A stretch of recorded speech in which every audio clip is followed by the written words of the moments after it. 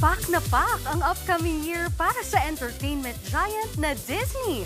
Ang kanilang mga pasabog for 2025 ipinahagi nila sa Singapore kasama pa ang ilan nating kapatid stars. Nasa frontline ng balitang yan si MJ Marfori.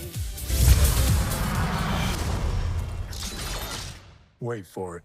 Mula Marvel, Be warned. Star Wars, animation, at mga bigating pelikula.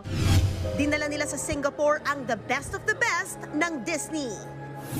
Anxiety, joy, lahat ata ng emosyon mararamdaman mo dito sa Disney Showcase dahil sa mga bonggang line-up ng mga palabas na talagang aabangan na nga natin this 2025. At ang pinakabongga pa, nandito ang mga K-OPA stars at mga Hollywood stars na makakasalamuhan natin.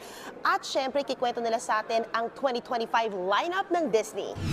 Sa event na ito, nagpasilip ang Disney sa na-delay na live action ng Snow White starring Gal Gadot at Rachel Zegler na showing na this March 2025. Incredible story to the impeccable music. We cannot wait to bring this magic-filled adventure to a theater near you very, very soon. Lumanding na rin ang pinakabagong Captain America na si Anthony Mackie. Sa kanya pinasa ni Chris Evans ang role. Fresh naman mula Pamilya Sagrado, kasama rin natin si Kyle Echari at High Street star AC Bonifacio. May specialty content din sila, kasamang ilang Hollywood at Korean stars. Sa Day 2 ng Disney Content Showcase bukas, abangan naman ang Korean superstar interviews ng News 5. Present sina Kim Soo-yoon, Joo Ji-hoon, Park Hyun-bin at marami pang iba.